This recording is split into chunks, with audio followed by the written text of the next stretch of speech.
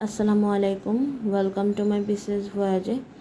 এটা হচ্ছে গত 27 তারিখের ভিডিও, কিন্তু ব্যস্ততার কারণে এটা আমি না এডিটিং করতে পারছি না পোস্ট করতে পারছি।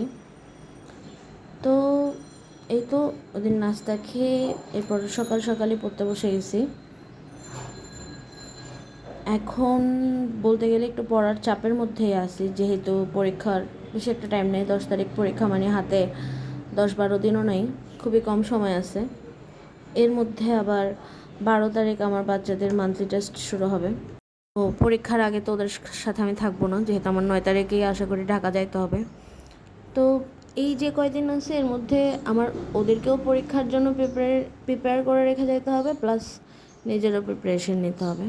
এখন যেহেতু বন্ধ হাতে একটা প্যারার না কাজটা, তবে যত সময় কমতেছে তত তো নার্ভাসনেস অবশ্যই বাড়তেছে।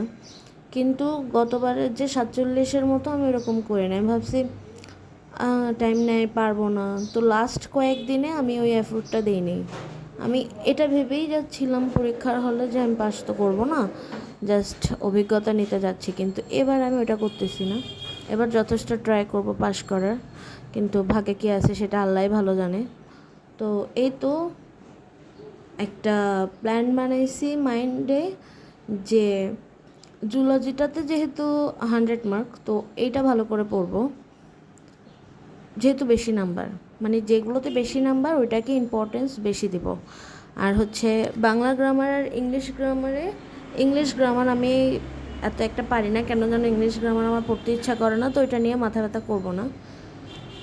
তো বাংলা গ্রামারের 15 নাম্বার, ওইটাতে বেশি ইম্পর্টেন্স দিব। সাহিত্যের যেহেতু 5 নাম্বার, ওইটা একটু প্রায়োরিটি কম দেব।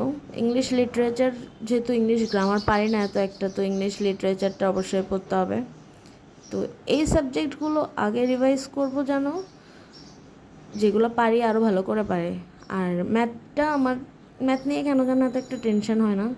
47-এর ম্যাথ সহজ আসছিল নাকি আমি এমনিতেই পারছি সব আমি জানি না। 47-এর ম্যাথগুলো আমি করতে পারছি সব। মেন্টালগুলো কীভাবে যেন মিলাই ফেলছে ওখানে, মেন্টাল আমি প্র্যাকটিস করি নাই কোনো দিনও। তো এই তো আশা করি একদিনে মেন্টাল করলে হয়ে যাবে। আর হচ্ছে বাংলাদেশ অ্যাফেয়ার আর ইন্টারন্যাশনাল অ্যাফেয়ার, এই দুইটা মনে হচ্ছে যে যা পড়ছি কিছুই মনে নেই, যদিও মোটামুটি পড়ছিলাম। এই দুইটা পড়তে হবে, একদিন পড়বো, বেশি তো টাইম নেই। আর শেষে দেখি মডেল কোশ্চেন প্র্যাকটিস করতে পারি নাকি, মডেল কোশ্চেন প্র্যাকটিস করব, ট্রাই করব যে টপিক পড়ছে ওই টপিকের মডেল কোশ্চেন পড়ে ফেলার। তো এইটাই হচ্ছে প্ল্যান। আর তো এখন যখন বন্ধ আছে, ট্রাই করতেছি পুরো দিন পড়ার, কিন্তু দেখা যায় যে একবেলায় পড়লে আর একবেলায় পড়া হচ্ছে না। একটা প্রপার রুটিন মেনটেন করতে হবে, রুটিনটা বানাবো। তো এই তো ওই দিন পড়তে বসতে প্রায় 10টা-11টা বাজছে। এরপরে 2 ঘন্টার মতো পড়লাম, 2-3 ঘন্টার মতোই পড়ছি। তো আবার বাচ্চারা আসছিল 2টা বাজে টিউশনের জন্য, ওদেরকে দেখেই তারপর উঠছি। তো 2:30 থেকে প্রায় 7টা পর্যন্ত ওদেরকে পড়াইলাম। ওদের পড়ানোর পরে কেন যেন ঘরটার গুছাই